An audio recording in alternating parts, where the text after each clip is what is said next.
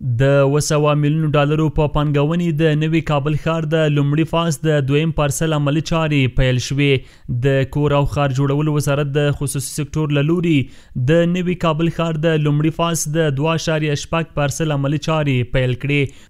د کور او ښار جوړولو وزارت سرپرست شیخ حمدالله نعماني د نوي کابل ښار پروژې د لومړي فاز عملي چارو د پرانستې په مراسمو کې ویلي چې د ښار جوړونې برخه کې پانګوالو ته ټولې اړینې اسانتیاوې برابرې شوي دي. نوموړی دغه راز زیاتوي ان شاء الله هغه زمینې موږ اوس برابرې کړې دي او هغه خلک چې دلته په کابل کې اوسېږي هغه خلک چې په خارج کې اوسېږي هغوی کولی شي اوس په ورین تندي دلته راشي هغوی سرمایه ګزاري وکړي. هغه زمینې موږ ورته برابرولای شو ان شاء الله تعالی چې دی به بیا له ستونزو سره مخامخ نه وي. موږ کوشش کې دی وکړو چې په دې 2 کاله کې داسې یو میکانیزم رامنځته کړو چې هغه په حقوقي لحاظ ټولو مسایلو ته جوابګوی واوسي.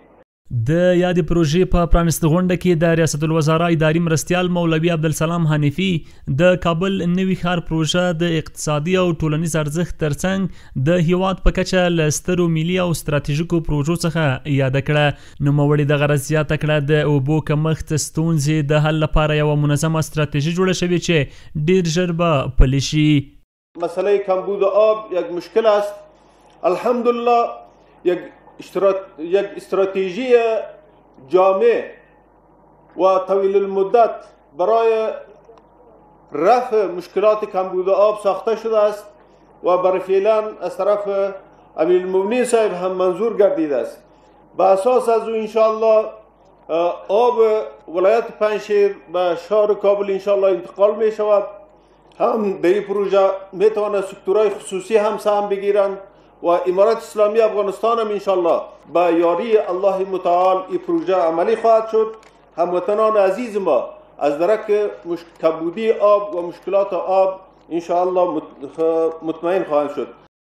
مولوي عبدالسلام حنیفي دغه راز وایي چې د افغانستان اسلامي امارت د یادې پروژې پلي کېدا ته ژمن دی او تطبیق به یې ستر اقتصادي او ټولنیز بدلون رامنځته کړي. هغه دغه راز زیاته کړه چې د کابل نوی ښار د اوسني کابل ښار په شمالي برخه کې موقعیت لري چې د دې سبز ټوله ولسوالۍ او د شکردرې، استالب، کرهباغ او کلکان ولسوالیو ځینې برخې پکې شامل دي.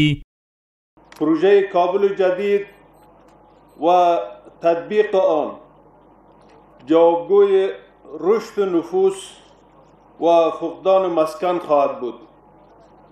فعالیت هایی که تا حال در این پروژه صورت گرفته است همه مسائل مربوط به محیط زیستی، تطبیق مرحله‌وار ماستر پلان در 5 برنامه، فازبندی شهر جدید کابل، بعداً تقسیم هر فاز به پارسل ها صورت گرفته است.